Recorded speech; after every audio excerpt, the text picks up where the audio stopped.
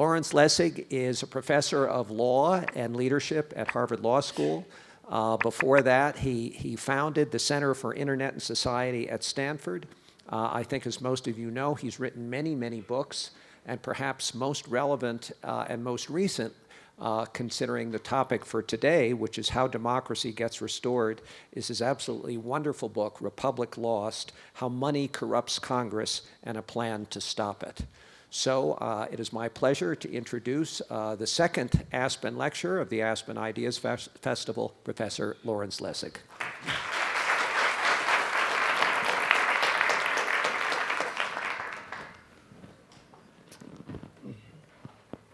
So it's an astonishing, really embarrassing, maybe humbling fact that it was almost 100 years after the Constitution explicitly granted African Americans the right to vote that they actually achieved the right to vote. I'm sure you remember the history, at least the outline. There was this war, remember, it was the Civil War. And in the middle of that war, in a classic bait and switch, Lincoln redefined the war. Until that point, all had believed this was a war for the Union. Lincoln had said it was a war for the Union. Indeed, so clearly was it a war for the Union that Lincoln had actually toyed with the idea of a 13th Amendment that would explicitly secure the right of slavery forever as a way to secure the peace. But at Gettysburg, all this changes. At Gettysburg, Lincoln declares this war to be a war about a nation dedicated to a proposition that all men are created equal. Now, that phrase doesn't exist in the Constitution. It didn't exist in that Constitution. It was Jefferson who had declared that phrase in the Declaration. And now 286,000 casualties into the war was redefined to be about equality too, about the equal dignity of citizenship. And 7 years after that war, America did what no sane American in 1863 would have believed they were going to do. They passed an amendment that explicitly secured to African Americans the right to vote. Now, when they did this, people had in their head this image of the future, at least those who pushed the amendment, this image of a happy future of African Americans participating equally in the right to vote. That wasn't the picture of the 1870s or 80s or 90s or 1900s or 10s or 20s or 30s or 40s or 50s or 60s. Instead, the picture of those periods was more like this. It was a picture for 100 years, okay, I exaggerate, for 95 years, a concerted effort to exclude through a whole range of techniques. Techniques, the most ambitious being Texas's, of course, the all-white primary, which explicitly by law said African Americans were not permitted to vote in the Democratic primary. All of these techniques designed to keep blacks out. So if you have a picture of the democracy, this was that democracy in the Old South. There were two elections. A general election where all citizens were entitled to vote, regardless of race. And then there was a white primary, where only whites got to vote. And in that democracy, you had to win in that white primary to be able to run effectively in the general election. Not logically, but practically. That's the way the world worked. So it's true to say blacks were not totally excluded. We could remix a bit the Supreme Court's opinion in Citizens United and say, hey, you know, the people, including African Americans, had the ultimate influence over elected officials because, after all, there was this general election. But they had that influence only after whites had their way with the candidates who wished to run in that general election. So they were excluded, African Americans, where it mattered most in the Democratic primary because the South, of course, was a bastion of the Democratic Party. As Boss Tweed used to say, I don't care who does the electing as long as I get to do the nominating This was their plan. They were going to control the nominating and thereby control the democracy. Now, as we look back on that, the thing that always I struggle with as I think about this is, how is it for 100 years this is what we did? I don't mean how did the racists do this, and in some sense we all were racist for those 100 years, but I mean the relatively decent sorts. The relatively decent sorts. How did they defend this? And the answer is they defended it in light of the First Amendment. The part of the First Amendment that secures to the people the right of the people to assemble, the right of association, which comes out of that amendment. A right to gather with whomever you wish. And that's, of course, what the white Democrats said they were doing. They were just associating with themselves to decide who the candidates for the general election should be. It was an expression of a fundamental right to permit them to associate, to exclude in their associations. But of course, what we recognize, and what the courts and the Congress eventually recognized, was that to fix this problem of exclusion, we didn't have to reject a right of association. We fixed it instead by embracing a concept of equal citizenship first. That in a democracy, there had to be an equal right to participate at every important stage, an equal right. Which doesn't mean that everybody will participate equally. Some will, some won't. But an equal right, which means that the government can't directly or indirectly exclude people on the basis of what is an irrelevant reason, and race, finally, had become an irrelevant reason. It took our parents, our grandparents, our great-grandparents too long to come to this view, but now, of course, the view is taken for granted. Now, of course, it's easy to pick on our parents, our grandparents, people we don't know, easy to pick on their blindness. But what I like to think about is, what is our blindness? What is the same for us? If we look back at the older generation and say, really? You thought that? What will our kids look back at us and say, seriously? You think that? Is there something that we believe, that we take for granted, that is at the center of how we run our nation, that our kids will say to us, you are crazy, just crazy? And the answer, of course, is yes. Every generation has that thing. And I think that thing is going to be elections again. The way we run campaigns. Because in America, of course, campaigns are privately funded. Members of Congress spend anywhere between 30 to 70% of their time raising money privately to fund their campaigns or to get their party back into power. They dial for dollars. This is their life. Over and over, calling people they don't know, asking them for money. I'm sure some of the people in this audience have received those telephone calls. And of course, they don't dial anymore, they peck. They peck on these keypads to get the people on the other end of the line. As they peck, I begin to think this should be our model for what they're doing. The Skinner box, because of course even stupid animals can learn how to peck to get the sustenance they need. This is the modern American congressperson. As he or she learns through this osmosis exactly which buttons they must push to get the money they need to sustain their campaigns or get their party back into power. As any of us would, as they do this, they develop a sixth sense, a constant awareness about how what they do will affect their ability to raise money. They become, in the words of the X-Files, shapeshifters. As they constantly adjust their views in light of what they know will help them to raise money, not on issues 1 to 10, but on issues 11 to 1,000. Leslie Byrne, a Democrat from Virginia, describes that when she went to Congress, she was told by a colleague, quote, always lean to the green.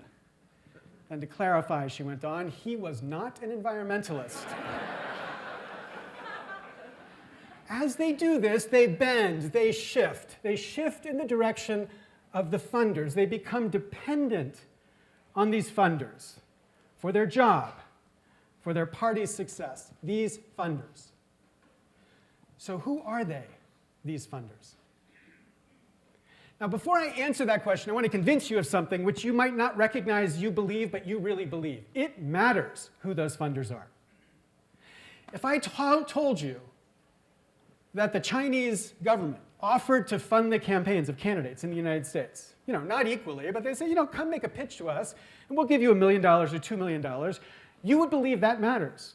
Or the UAW, or ExxonMobil, or Just Whites. You would believe it matters who is funding the campaigns. It obviously matters.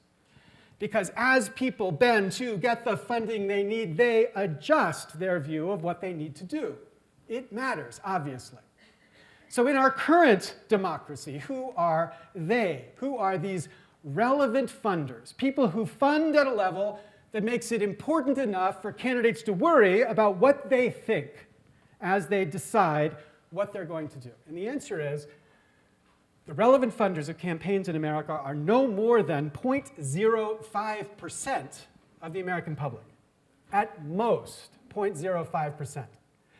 0.05% are the members who are the people who the members think about as they are engaging in this process of funding their campaigns. That's about 150,000 Americans, which the internet tells me is about the same number of people as are named Lester, which is why in my TED Talk I called the United States Lesterland.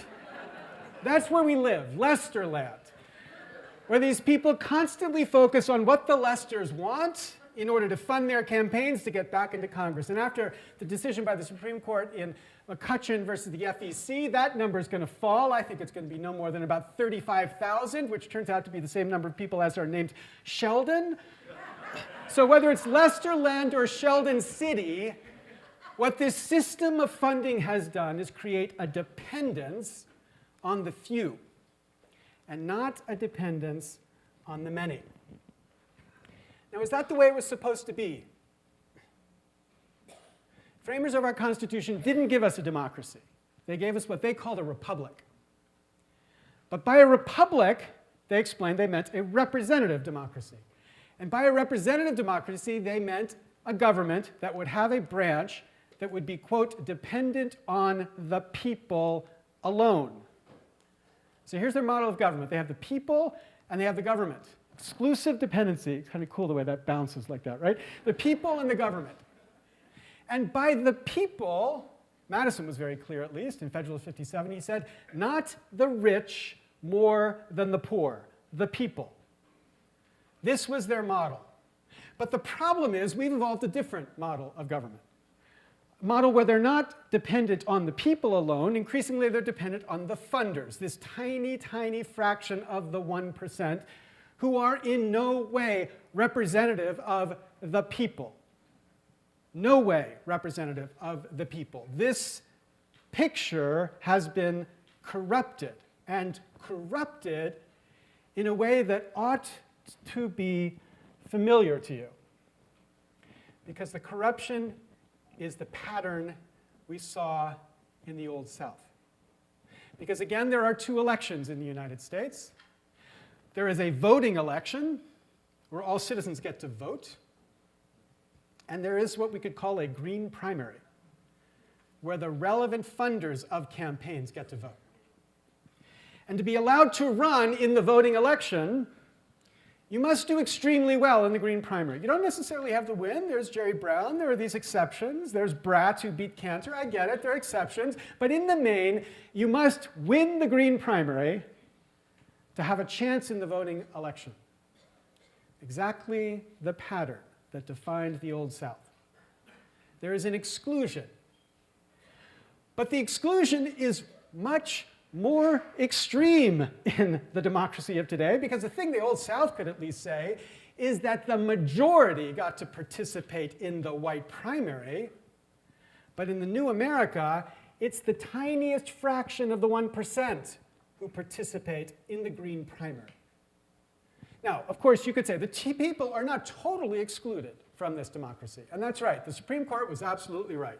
The people have the ultimate influence over the elected officials because there is a general election.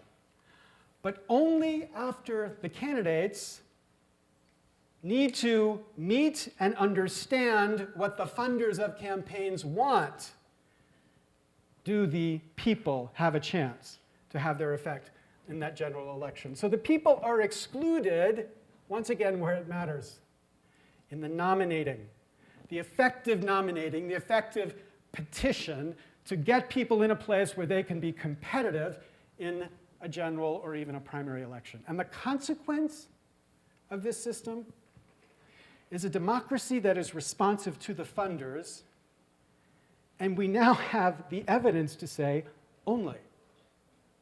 Only. You know, I'm going to get in some trouble from my dean for this, but I'm going to cite a Princeton study here for a second. Maybe the largest empirical analysis of policy decisions by our government in the history of political science tried to tease out the relationship between the views of different sectors of our society and what our government actually did. And as Guylands and Page conclude, quote, when the preferences of economic elites and the stands of organized interest groups are controlled for, the preferences of the average American appear to have only a minuscule, near zero, statistically non-significant impact on public policy. The average voter's view does not matter to what our government actually does when that view is inconsistent with the view of the economic elite. Now, if you call yourself a representative democracy, and this is what the numbers say, you ought to recognize we've got a problem here. We've got a problem because we are in no sense a representative democracy if these numbers are right. And of course, these numbers just confirm what most Americans already believe, that there's no reason to participate in this democracy if you're not that tiny fraction of the 1% who funds these elections. Now, my belief is, my hope is, my dream is, my kids will look back at us and say, how is it you guys thought this? Not the plutocrats. There are, of course, plutocrats who love this. They think this is great. Not those people, but the relatively decent sorts. The relatively decent sorts. How did you guys believe this? My kids, I hope, will say this to me. And my answer, law professor that I am, is, well, you know, it's the First Amendment. It's the First Amendment. Again, it's the First Amendment. It's not the Association Clause. Now it's the Freedom of Speech Clause, which has been interpreted to grant an absolute right of people to, quote, speak, which means an absolute right, it turns out, to fund campaigns to the exclusion of the democracy. But here's the thing I believe my kids will get. This issue is not about speech. It's about voice. It's about voice in our government. And the solution to this problem is not about silencing speech. The solution is a solution that gives people more voice. The solution. Systems like small dollar public funding, which a Republican version of which is something like the Americans Anti-Corruption Act, which would give every voter a voucher, which they can use to fund campaigns, or a Democratic version of this, something like the Government by the People Act by John Sarbanes, which matches small dollar contributions up to 9-to-1 to make it so that people can run winning campaigns, never taking contributions from the tiniest fraction exclusively, but instead taking money from all of us. Either way, these statutes would radically change the business model of fundraising. The business model of fundraising would change as candidates and campaigns would be focusing on raising their money from the many and not from the few. And if the numbers are right, if they're big enough, if the multipliers are big enough, the obvious incentive would be to shift to funding with the many rather than the few. Connecticut, when it adopted a system like this, found in the first year 87% of the elected representatives opted into the small dollar funded system as opposed to the system where they were raising money from the tiniest fraction of the 1%. Now, this is not a right to create equal speech. That's not what I'm talking about. This is a right not to be excluded from the democracy, not to be excluded for irrelevant reasons. If we were an aristocracy, if we were a plutocracy, if we were a kleptocracy, then of course money would be a relevant reason.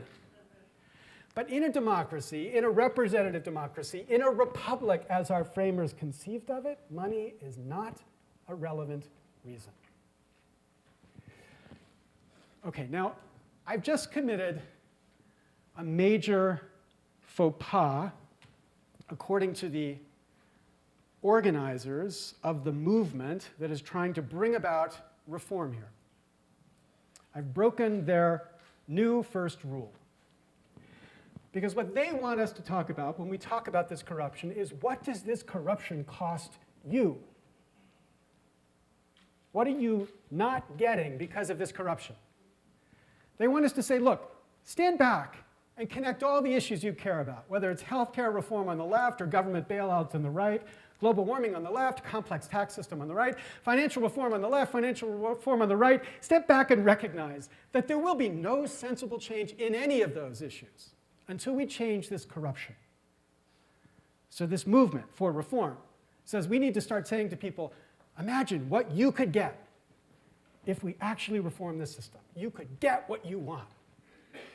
Now, I think it's important and necessary, maybe even right, to talk about what people can get. But the more I think about this, the more I think about a different question.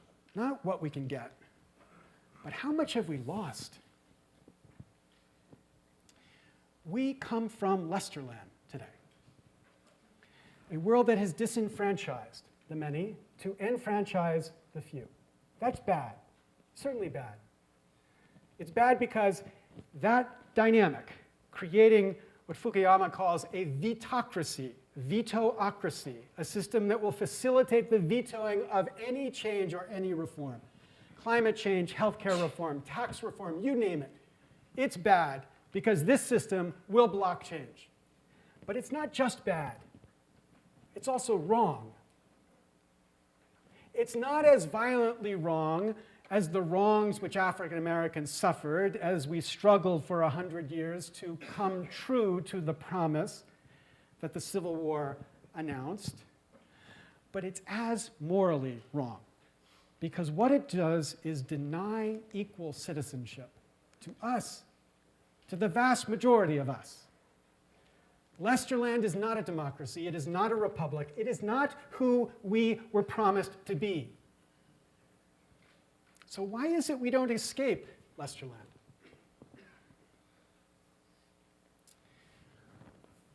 The standard answer to that question, why don't we escape it, is the people don't care. If you ask the pundits about this issue, money in politics, pundits say, people don't care about this issue. They don't vote on this issue. They'll never vote on this issue. There's no reason to ever talk about this issue because the people will never do anything about it. But as I've studied this, I've discovered here the pundits are wrong. It turns out this is also the first time they've ever been wrong about anything. Because they're confusing two different issues.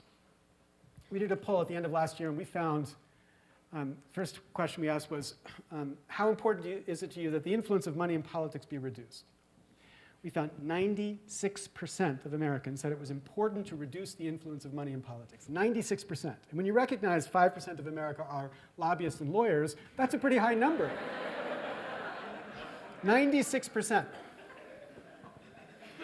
But then the next question we asked was, how likely do you think it will be that the influence of money in politics will be reduced? And the answer was 91% thought it was not likely.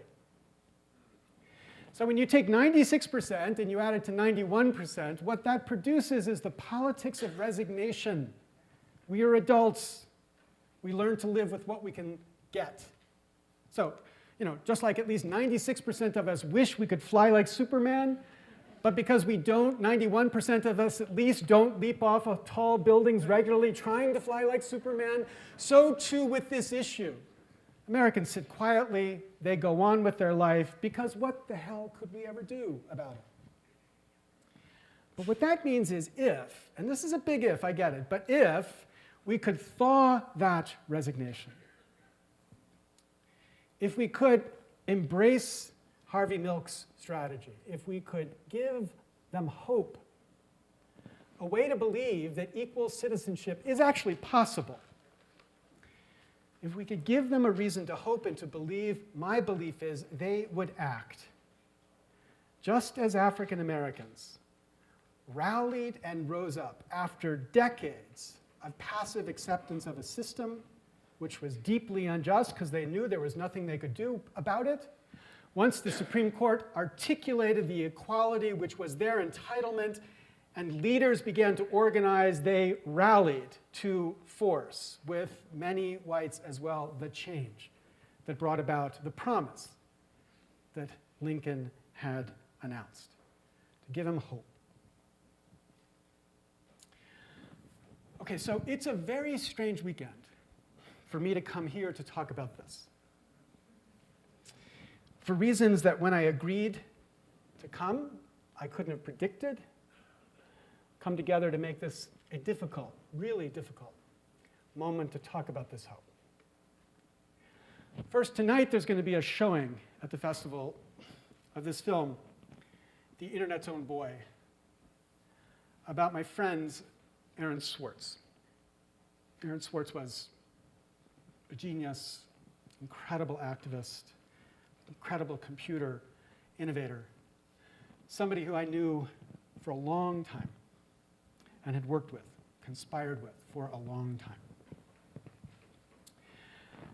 time. And Aaron, in 2007, had come to me with a question. I was in Berlin for the year working on a TED Talk about the problems of copyright and the internet.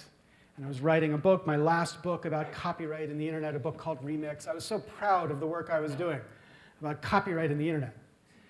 And Aaron said to me, you know, how do you think you are ever going to make progress on those issues, so long as there is this fundamental corruption in the way our government works? I was a little miffed. You know, I wanted him to share with me the excitement of what I was doing. And I pushed back. I said, you know, Aaron, it's not my field. My field is copyright, internet policy. He says, I get it. As an academic, it's not your field. Is that what you mean? He said, yeah, that's what I mean. It's not my field. He said, okay, but as a citizen, is it your field as a citizen? And this is the way Aaron was. He didn't tell you, he asked. But his question spoke as clearly as a child's hug. And that question changed me, changed my work radically. In came the new, out went the old. I took on this project of trying to figure out how we could build the understanding and then movement to end this system of corruption in Washington. It was a hopeless task. Hopeless but true, but I loved hopeless because my brand was pessimism. That was everything I had done before. My agent was excited, another pessimistic, hopeless task. This is perfect for you. So I took it on. I said, what the hell is tenure for? If you can't throw away everything you've done and embrace something new. And so that's what I did. In 2007, I began this work, and for 6 years, puttered along, writing and speaking 500 times around the world, trying to build the understanding and recognition necessary to feed the movement that would bring about the reform. And then on January 11th, forget 9/11, 1/11, 2013, Aaron Swartz committed suicide. He had been in the center of a 2-year struggle. Prosecution by the federal government had accused him of downloading too many academic articles which he intended to share freely on the internet. That was their charge. They threatened him initially with 35 years in jail for that. After 2 years, he had spent all of his resources trying to defend, and they hadn't even gotten to trial. And at the end, a certain hopelessness overcame him. Hopelessness.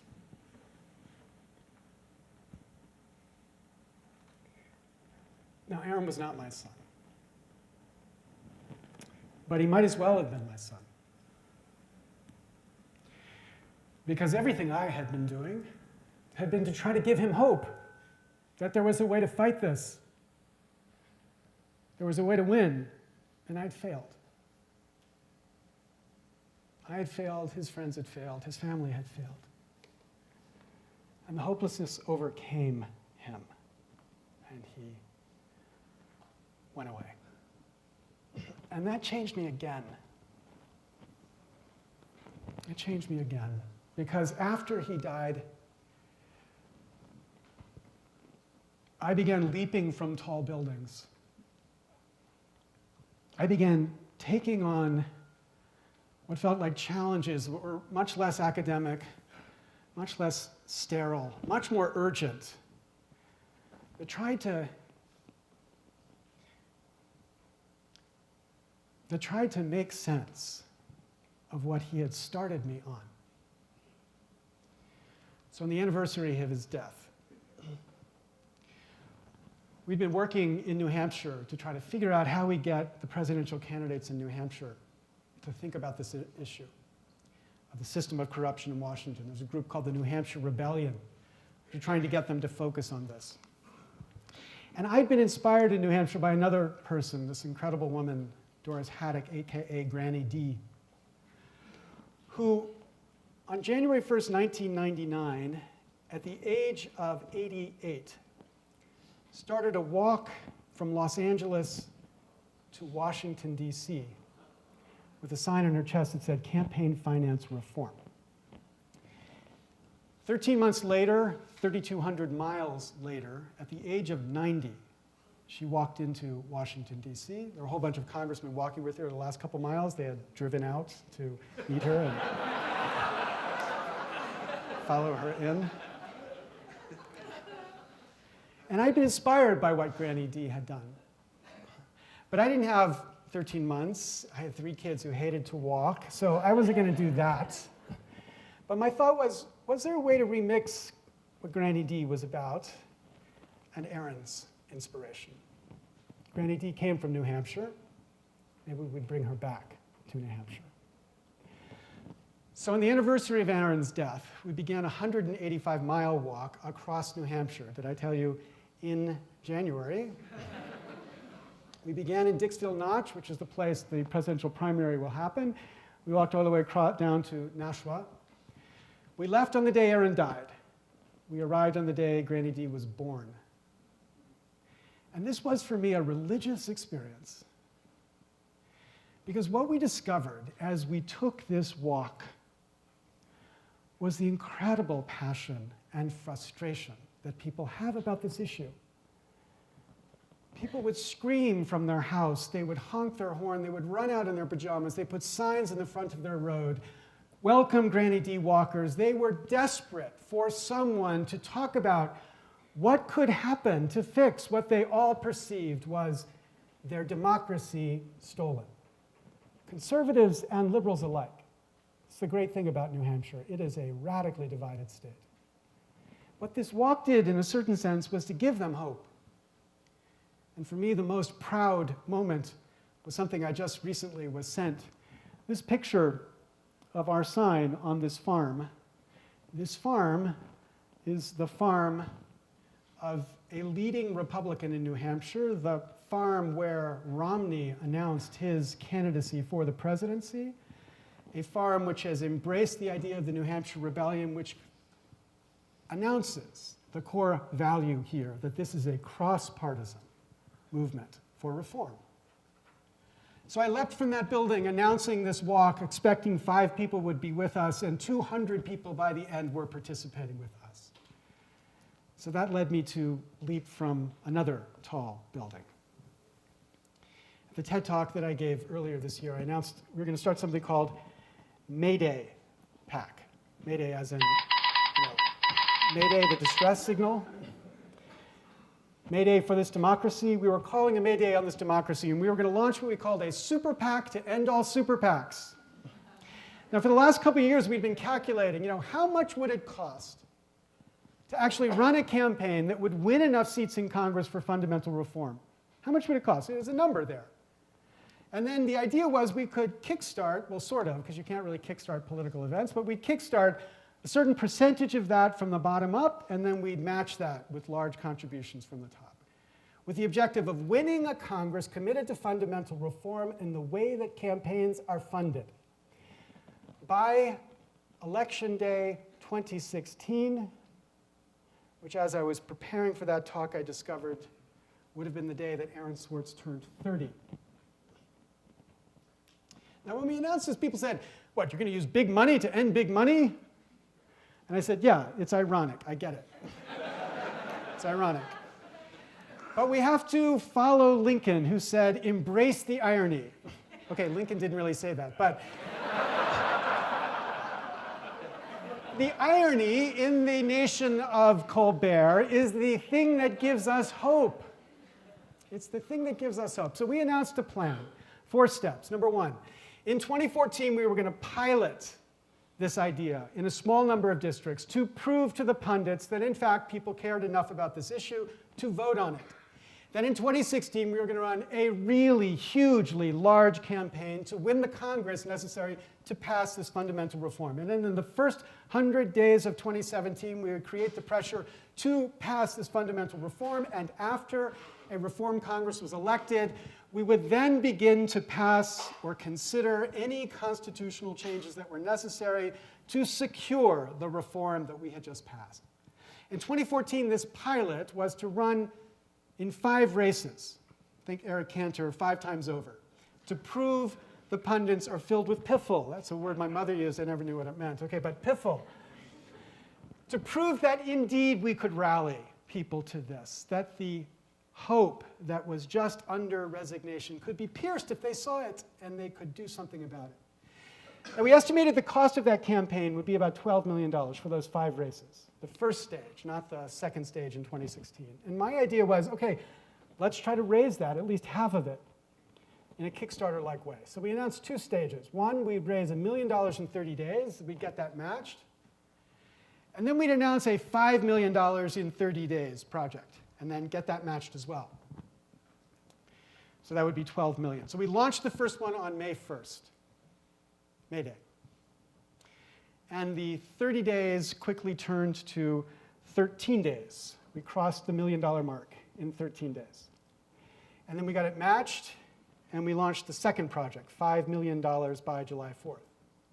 And now there were all sorts of people excited about this. We had an incredible range of people who wanted to put out video ads supporting us, including Jason Alexander, Steve Wozniak, and for the people under 30, Joseph Gordon-Levitt is the coolest possible of all. So we had this incredible passion and activity out there pushing people to support this project. But here's the truth as we look to 6 days before our deadline. The truth is I made a really big mistake.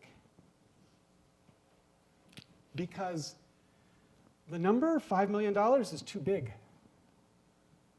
And a plan that was premised on hope quickly translated into hopeless. And what we know from the data and the study that we've been doing about how people are joining and why they're not is that that hopelessness resigns them.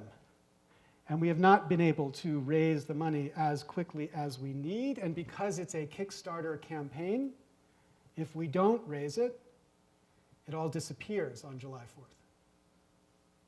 It all gets refunded back. And the data people say to me, so if you can't find a way to get another $1 million in this by tomorrow, it's going to disappear. So here's what I mean about coming to speak to you today. Because tonight, I have to go and watch and then talk about this film about my friend Aaron. But what I'm really thinking about is not January 11th, it's January 12th, the day after Aaron died.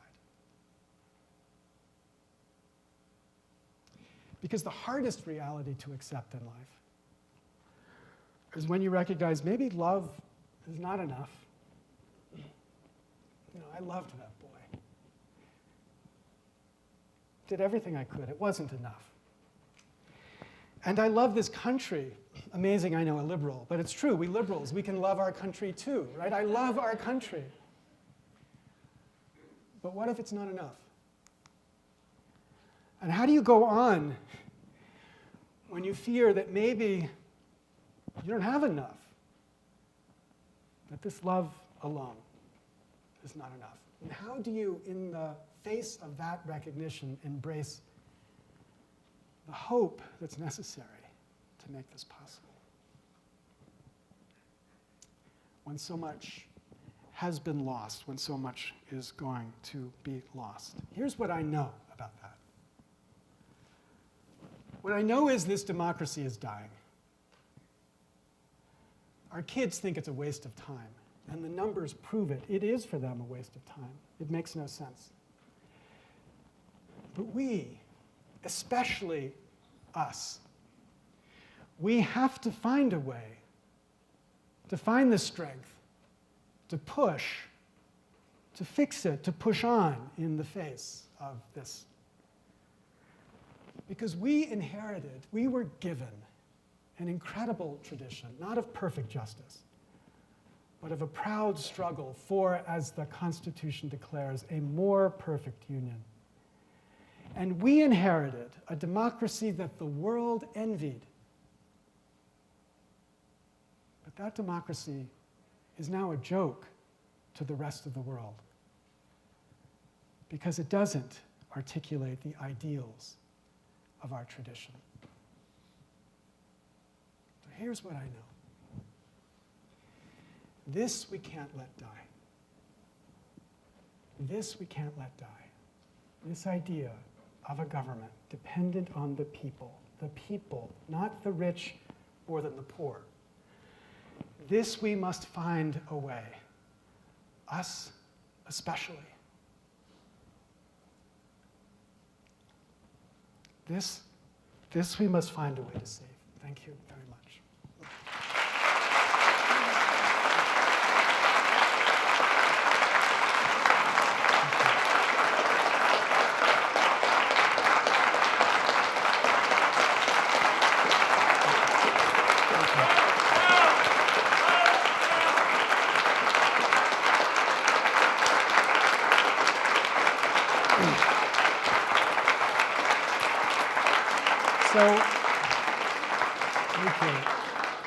I'm happy to take some questions. And I think there are mics. Are there mics? Mic team, right here. So here's a question right in the front. You mentioned how the Supreme Court helped ultimately establish the right for blacks to vote. Could you talk a little bit about the Supreme Court's role today and the more recent rulings? Yeah, so I think the parallel about the relative importance of the court versus the democracy is perfect between the civil rights movement and this movement. So you're right, the Supreme Court has made, in my view, a lot of mistakes. They've made the problem much worse.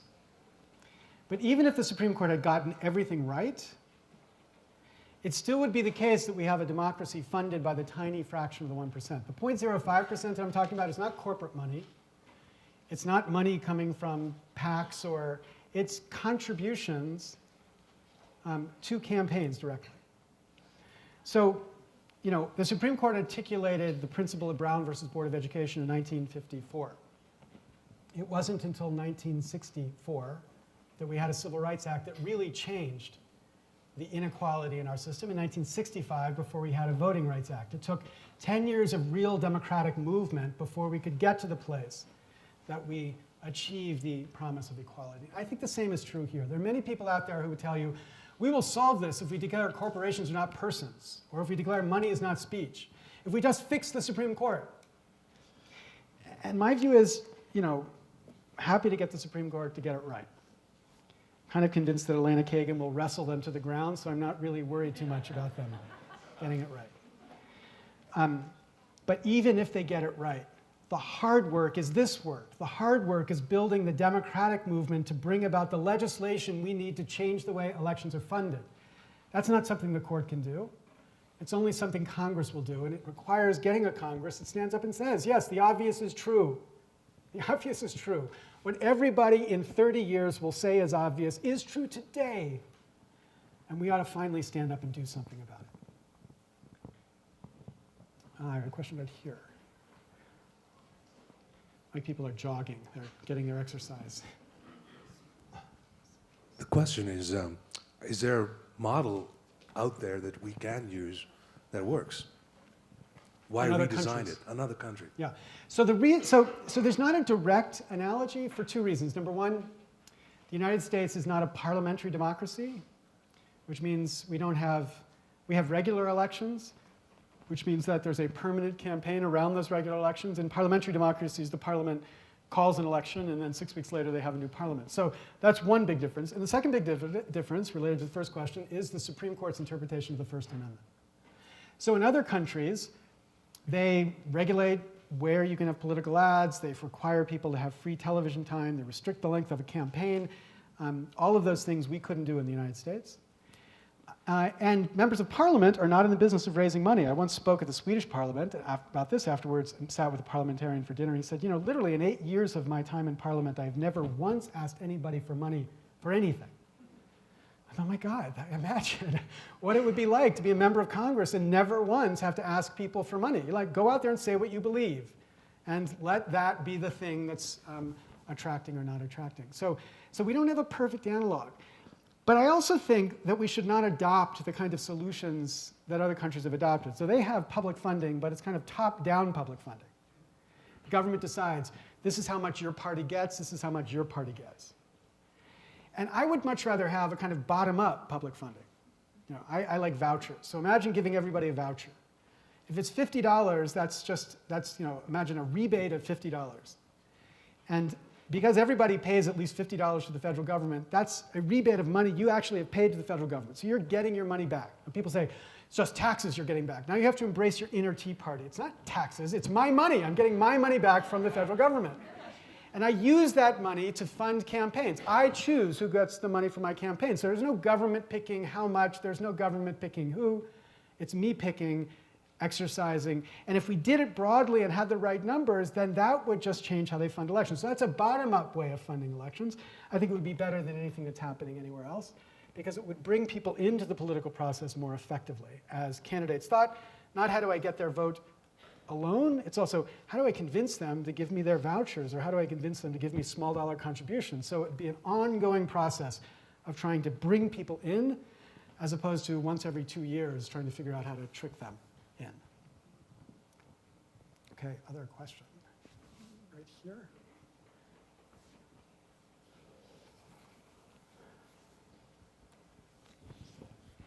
So you estimated step 1 of your plan was $12 million. How about step 2? It's scary, this number. It wasn't scary for me because I originally estimated the number was like $2 billion.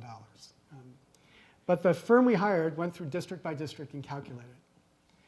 And the problem with the calculation is that it's static in the sense that if we're successful in stage 1, that will shrink the number of districts we have to worry about in stage 2. Not because of the 5, but because if we create enough of a buzz around stage 1, then by stage 2, a whole bunch of people will get themselves on the right side of this issue because they don't want to be a potential target. It's kind of a political terrorism is what this is, right?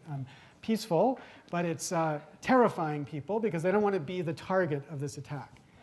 So if it didn't shrink the size, if we just took the static number, the estimate was between 500 and 700 million. Okay, that's a lot of money. But when I originally thought about this idea, I thought, well, what if we just got a list of, we went around to 50 people and said, do you want to be on the list of the 50 people who saved America? And at 700 million, that's $14 million. That's not a lot of money, right? So, I mean, for a certain class. So the point is, it's not a huge amount of money compared to other amounts spent. And if you just add up the amount of money that will be spent in super PACs in this election cycle, it's probably about 1/3 of the total amount that will be spent by super PACs in this election cycle. So I think the second stage is completely possible. And here's the other point, necessary. In the reform community, there's two views. One is that we can kind of like win 5 more seats every couple of elections, and eventually we'll be in a place where we have enough to get a bill passed. I don't believe in that view. I believe there has to be a moonshot. I believe you have to do it immediately. Because if you do it 5 more every time, like those members of Congress becomes members of Congress. They become acculturated to the ways of the system. And there are lots of ways for the other side to work out how to resist their influence. So the point is, if you do it slowly, you can't win. The only way to do it is to do it immediately. And, peak it in one cycle and crush it in the second. And, it's not inconsistent with the objectives of presidential candidates on either side. Because if you think, you're Hillary Clinton or you're Rand Paul, wouldn't you love to have a Congress that was not thinking about what this tiny fraction wanted when it listened to you tell it how it should legislate? Wouldn't you want a Congress free to lead?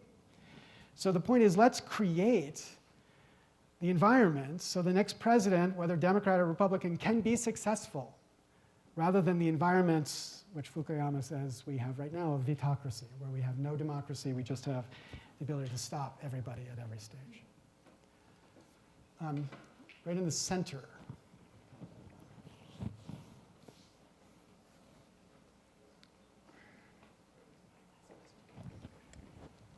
Hi. Could you, thank you for your presentation. Could you talk about the role of the two-party system generally, which I think is a bigger impediment to reform than the money in politics and the entrenched interests of the two parties in keeping their parties structured as they are? And I'm wondering if you could talk about that as a feature of your reform program. Yeah, so I believe the American democracy has a whole bunch of things it needs to fix. The two-party system is high on the list. Gerrymandering is high on the list. So there are a whole bunch of things we've got to reform. And the bipartisan reform commission that just released the study that has a whole list of the things that need to happen that I think is exactly right. But what I'm trying to think of is the sequence of reform.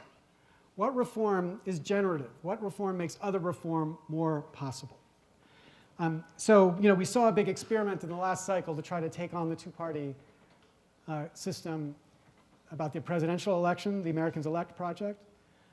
And they spent a huge amount of money and found the incredible power of the two-party system made it almost impossible for them to even field a candidate who was not tied to either of these two parties.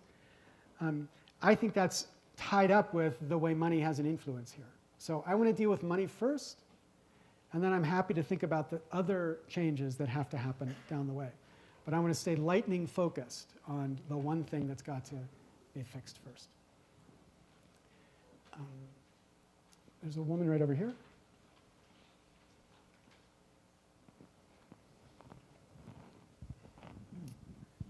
Thank you very much. For those people in the room, I'm sure they're here, that are participating in funding the current as is politics, is there any advice you could give to folks with it that, is there a way that they can influence this, or is there only, what can people do on all spectrums? Yeah. So I'm not a believer in unilateral disarmament. So I don't, a lot of people say, shouldn't we just give money, or should we stop giving money, or should we just give money to people who say they're only going to take $100 or something like that? My answer is no. Like, there are real fights that are happening right now. They're very important. Climate change is the issue that's top on my list, but whatever your issue is, there are real fights that are important. We got to win enough seats to win on those issues. But I do think it's appropriate to say, before you write a check to anybody, where are you on fundamental reform? I'm not going to give you a dime unless you have committed to co-sponsoring fundamental reform. So I want you to be elected. Yeah. And if you go to a site, I'll put it up on the web, I'll put it up here. You go to a site called reform.to, you can see exactly where all the candidates are on fundamental reform, whether they've signed, co-sponsored, promised to co-sponsor. And you can say, you've got to be on that list if I'm going to be sending you any money. So that's a way to continue the struggles we need right now, but be able to create the movement we actually need. Let me just take one more. Can I take one more? One more, one last, one really good one. Is that the best question right here? It's the best question, we've got it.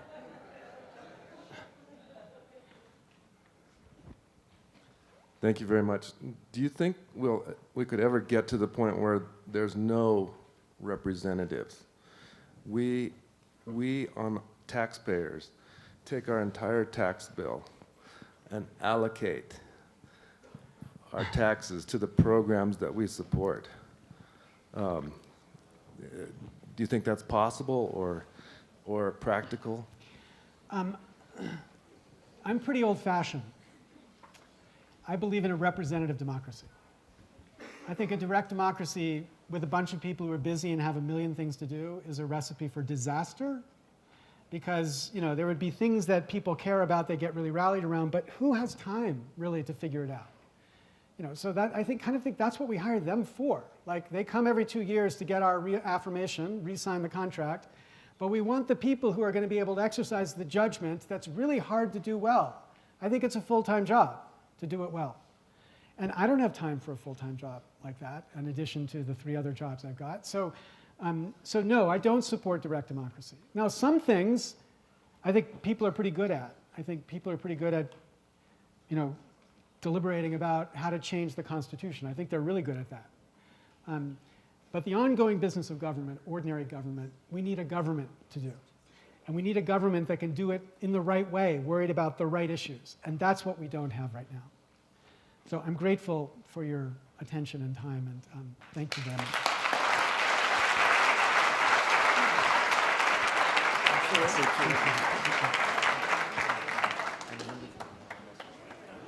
Yeah, of course. That's the issue.